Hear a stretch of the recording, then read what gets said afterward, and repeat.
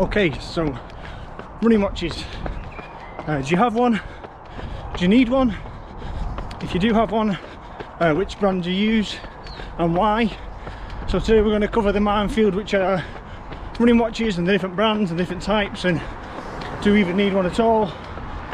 So yeah, let's dive straight in and cover the subject of running watches.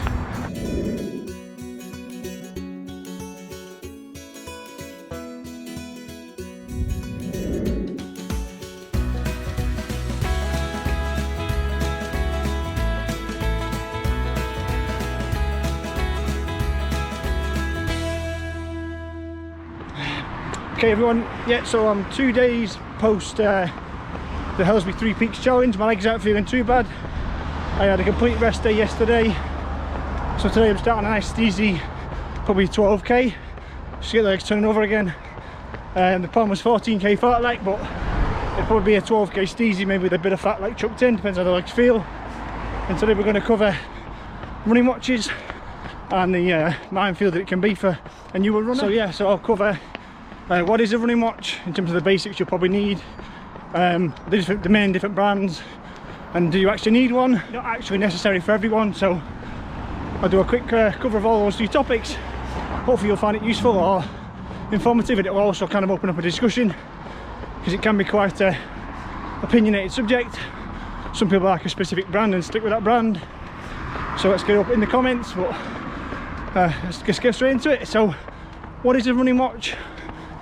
Basically it's a watch with a couple of essentials. Mainly has GPS built in, so you can stick it on and go out with just the watch, and it will track your runs, track your training. Most these days will also have inbuilt heart rate monitoring, which not everyone needs to monitor, but I do. I find it as an extra indicator of fitness or health, or maybe effort levels. So yeah, so I'd argue they're the only real essentials you need in a running watch: inbuilt GPS and inbuilt heart rate, which is obviously a bonus. Most do have them these days. And then in terms of the big brands, in my opinion, there's kind of four big main running brands for running watches. You've got Garmin, Coros, Polar, and then Sun2. They're probably the four big main running specific brands. And then you've probably got like 3 or 4 others, which are kind of smart watches or fitness watches, which have obviously the capabilities to track running. So Apple Watch, Samsung, and Fitbit, they're probably the other brands that you should consider. So yeah, so I've deliberately grouped them like that, because in my opinion, Apple, Samsung, Fitbit, they're kind of generic fitness trackers with capability to obviously track running, GPS. Yeah, whereas I would argue that Coros, Sun2, Garmin and Polar are running specific brands, watches designed specifically for running, with obviously smart capabilities, so you can still receive text messages or track over some other activities as well. But they're mainly fitness watches with smart features, whereas the other three, I'd argue, are smart watches with fitness features. So again, something to consider. What you need from it, if you're going to get a watch, what do you need from the watch? Are you tracking running predominantly with other things, as you want a predominantly smart watch with a few features and a bit of functionality? So there are things to consider. So yeah, so I'm not going to give all my opinions on each of the brands, because one, I'm not knowledgeable enough. I haven't owned half the brands, so you can go away and do your own research. And again, it kind of, what glove fits, everyone's got their own preferences, their own likes, their own needs. So if you want to get a watch, go away and do a bit of research like I did. I'll quickly go over my history in terms of running watches or running trackers. So when I started out years and years ago, probably 10, 12 years ago, yeah, 10, 11 years ago, I just used my phone, like most people do. You've got an app on there like Strava or My Run or Night Running Club or whatever, and that can quite happily track your running if you're happy to have your phone on you, and it's a safety thing, or you have music as well. That'll probably do most people quite well, so there's no real need for a running watch, hence why again we're covering this topic now. So again, for the first several years I didn't have a running watch at all, I just used my phone, and it was quite capable, quite convenient. So I had music on there as well, so it doubles up as that. And then after several years, I decided to kind of invest in my first ever GPS watch. It was a Polar.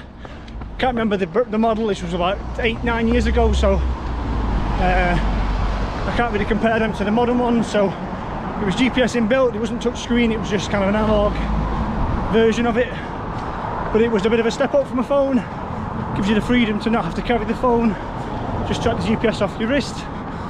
I can't recall if it had heart rate. Might have done. Again, it's a long time ago. And then from that, I switched to a Fitbit because I wanted a generic tracker. I was doing all the gym stuff as well, so plus I wanted smart functionality, text messages coming through, etc., phone calls. So I jumped to Fitbit for probably 2 years and did all my training on that, so gym stuff, running stuff. In this period as well, I had a bit of a break from running when my kids came along, so and then I got kind of bored of Fitbit.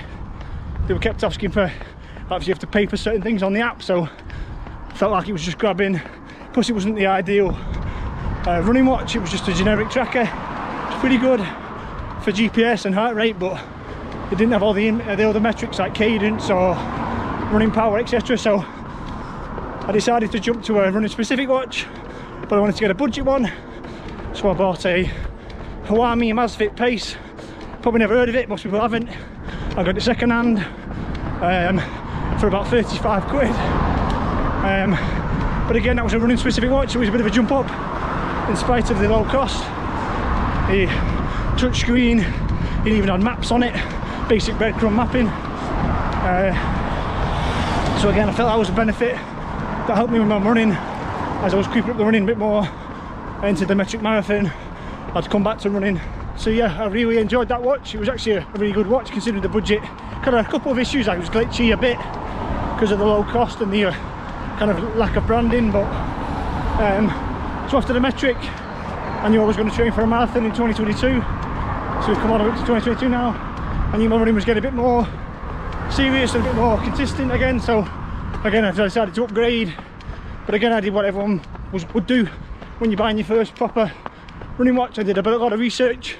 I researched all the 4 big brands, Sun 2, Coros, Polar and Garmin. Looked at the pros and cons, the different models. Some's like buying a car, you've got millions of options and different models, top of the range, bottom of the range, entry level, different features on each one.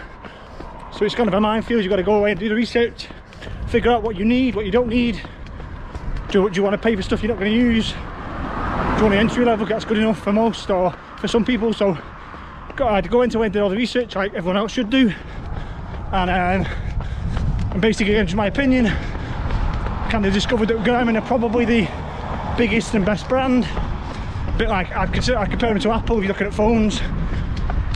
Coros are probably the next, I'd argue, best brand, and they're probably similar to a Samsung. But what sold the Coros to me, I ended up settling on the Coros brand. So yeah, so I settled on Coros because of obviously features that were most important to me in my running watch.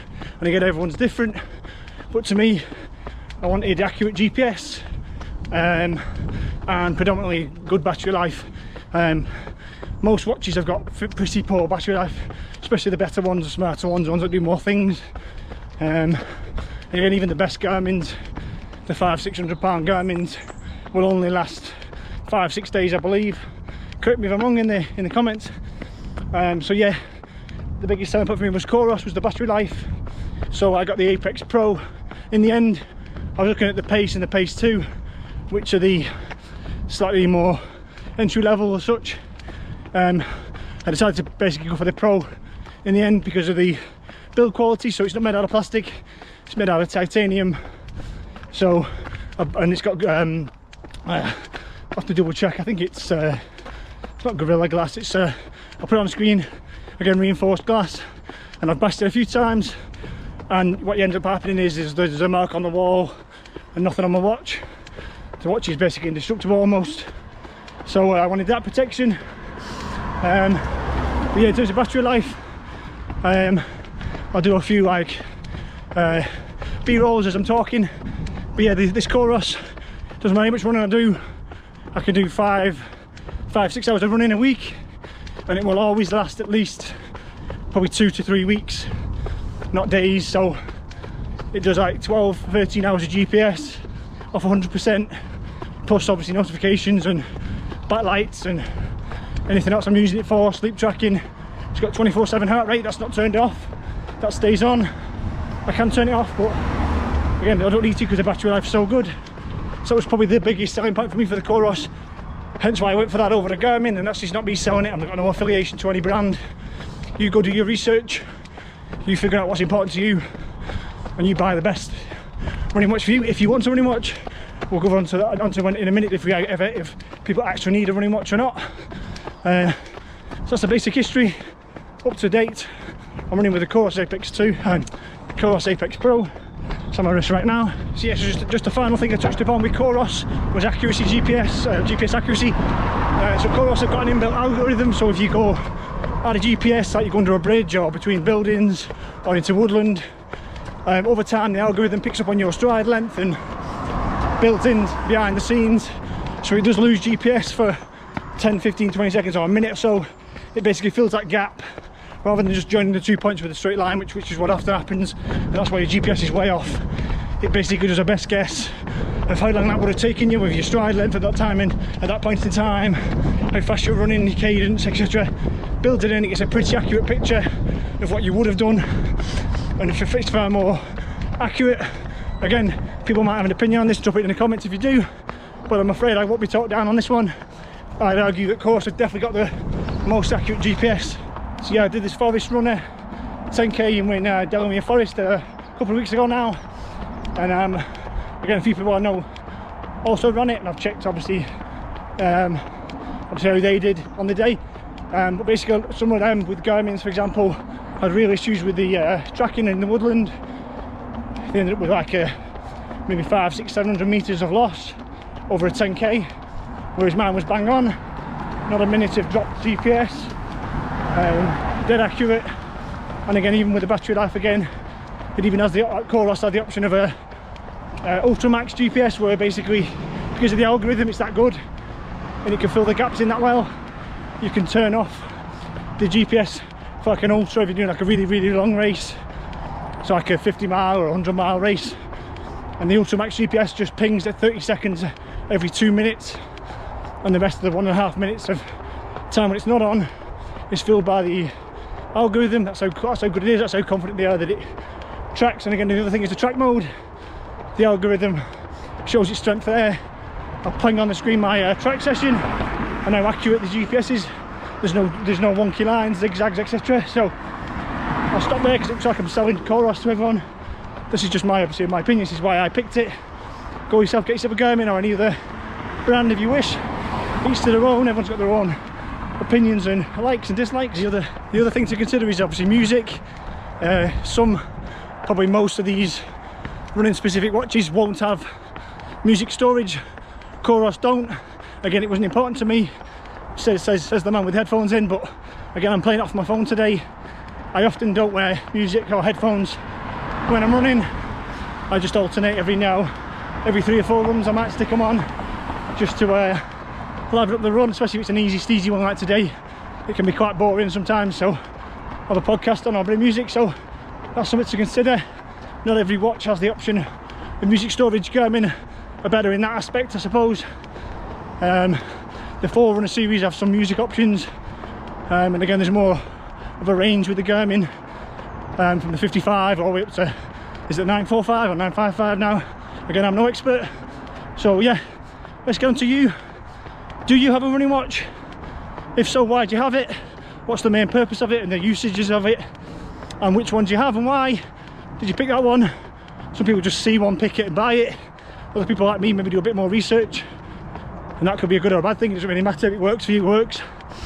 But yeah, drop in the comments if you use a running watch and why and which one, and we'll get a bit of a conversation going, because like I say, it can be quite a not divisive topic, but people have their opinions. Some people have got strong opinions on which brand is definitely the best and not. I'm not one of them. I think Coros is better for battery life, definitely better for battery life and accuracy, but other than that, each to their own. Okay, let's start to wrap it up there. The weather's turned a little bit. I'm getting soaked, so I get this vlog finished, get this run finished. Yeah, so do you need a running watch? That's obviously down to yourself. you make that assessment, you make that decision. My opinion would be no, unless you actually need one. Like I say, don't get one unless you need one. Don't just go and get one because you started running. Use your phone or any other tracker. I mean, tracking to some people isn't even that important. If you plan a route near where you live and you run that and you know how far it is and you just want to track how fast you can do that route, and you're not bothered about apps about tracking every run and all your stats and data, then you don't even need a tracker at all. You could just go out and run. Kind of for the basics of running, the purity of running. So, but yeah, if you are tracking, then if your phone has the capability and is able to do so, I'd argue just keep using that, like I did and like most people do. Only when you're, not say committed to running, but you're doing more and more and you want to get more into the data and the detail, that's when a watch might become beneficial. Or if you want the freedom of running without your phone, you can get an entry level running watch, and that just frees you up to just run out, running gear, watch on, off you go type thing. So yeah, I won't make a decision in terms of everyone should get a running watch or no one should get one. Everyone can make that decision by themselves. So let's wrap it up there. Like I said, you've got your 4 big running specific brands. You've got a handful of other smartwatches which have got functionality. If you're going to get one, go do your research, figure out which is best for you, and obviously again get the model which is most suited to what you need. But yeah, let's wrap it up there. Got a couple of K to finish this steezy-ish run, and then I'm back into, I'll probably do a bit of speed work tomorrow. On Friday, one more run to do to finish week 9 of half marathon training, and that'll be me done. So yeah, so I'll get this run finished. Look out for my week 9 recap the next couple of days. I'll do that, cover all my runs this week as normal. Don't forget to like, share, subscribe, you know the drill by now. Thanks for watching all the way through to the end, and I'll see everyone on the next one.